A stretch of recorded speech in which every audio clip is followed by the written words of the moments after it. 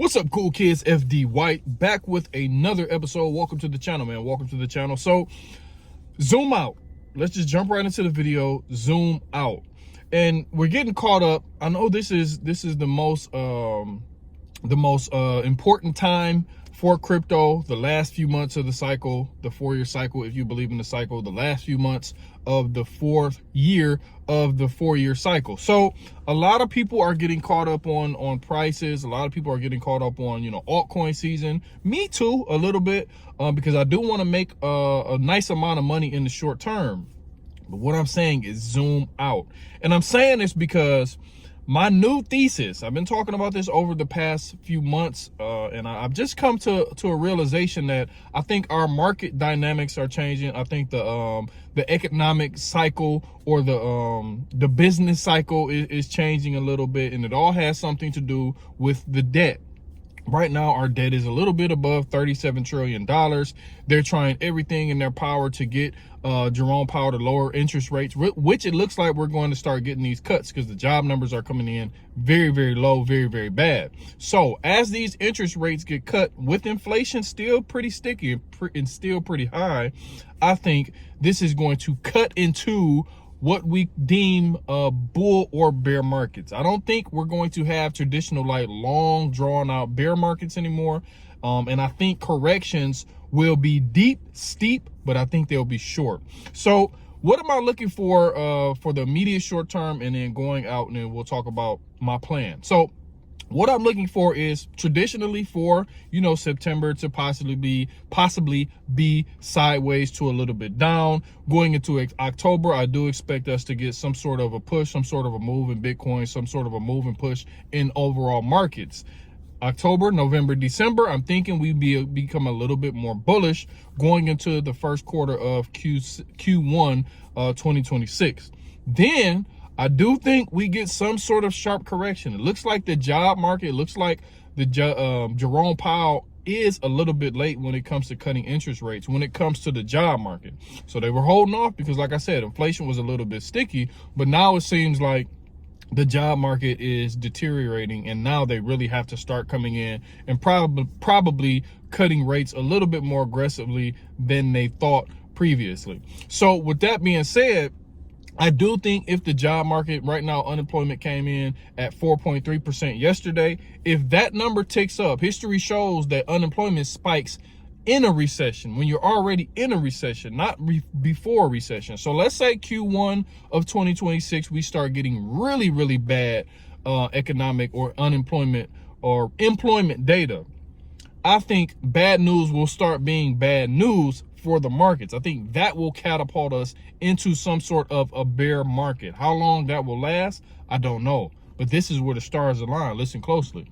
Then we will have Trump, who wants very, very low rates, who wants liquidity back into the market, who wants these markets in the economy. He wants liquidity into the economy, who wants these markets pumped, who wants these markets juiced. And in May, we have a new Fed chairman coming in. So all the stars are aligning for possibly a 3 to 6 month down to low period. Maybe January, February, March, April, May. Even if we get a tail end bull market going into the top of Q1 of next year, maybe 4 to 5 months of down to sideways. I don't think it's going to last a year. I don't think a bear market is going to last a year. I think we'll get something possibly even shorter, like we did with the tariffs, even coming in. And we came down in April, and then I think we recovered like a month later. So even if we get something of a 3 to 5 month bear market, I do think that they will be short. I do think it will be short. I do think it will not be as long as we had previously experienced in these bear markets. So I tie that all back to say this: zoom out. Even if you are not positioned right now, let's just bring it back to when you weren't positioned going into April and the tariff news came out. You had another chance. You had another opportunity. You had another shot to get into crypto at lower prices. You had another shot to get into some of these assets a little bit cheaper. Even though we recovered and went back to all-time highs, I think that's just going to be the ebbs and the flows.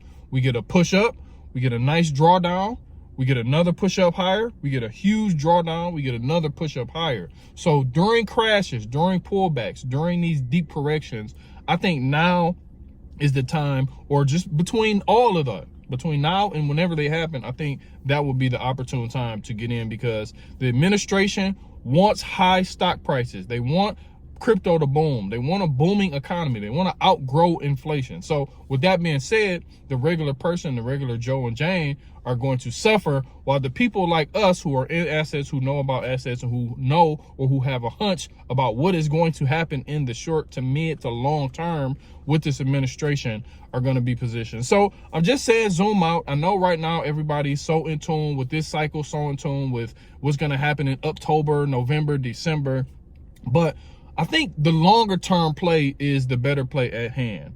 And being in some of these right assets, of course, being in Bitcoin, Ethereum, XRP, some that I like, you know, some of the top coins, but, you know, being in some of these plays that have stood the test of times, like over the past 3-4 years, like you have to come a little bit further down the risk curve.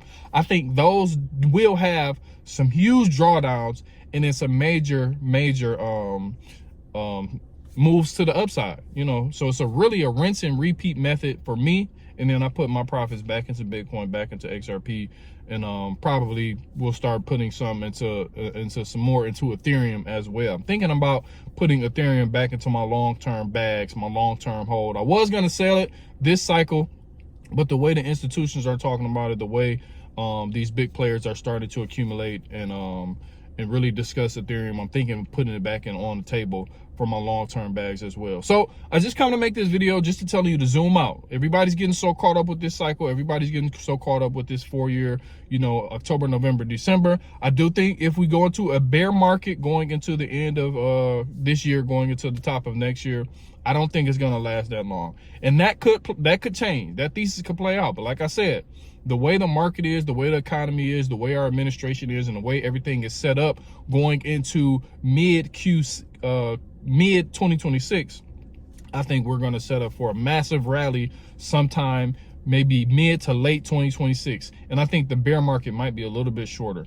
Don't hold me to it. This is just me thinking, you know, logically, trying to critical think what's happening, trying to be a little bit ahead of the curve. But I do think we will get those massive pullbacks, and I do think crashes are for buying. I don't think it's something that you can just wait. When they happen, you have to buy as it goes down. You have to buy. You have to buy, because I think it's going to continue to have those huge declines and then those huge rips to the upside like we've seen in April. So that's just my thoughts. That's just my what I'm thinking about the markets, what I'm thinking about the overall economy. If you're looking for a job, if you don't have a job and you need one, you know, good luck. It's getting a little skim out there. It's a little bit skimpy out there. If we don't need some of these things, you don't want to car notes and just buying all these things that we don't need. Try to put them in assets, try to do a little bit of research, start to accumulate some of these assets, because I think the next few years, man, it's going to get really, really bad for the people who don't own assets, and the wealth gap is going to continue to widen and just things like that. So we talked about it on the video here with me and Keith D. Make sure you guys watch this video. We talked about all of that in length. So appreciate everybody who's been watching. Appreciate all the new subscribers, all the old subscribers. Discord will be out this weekend. The Telegram is popping. So yeah, that's pretty much it. About to go for my walk.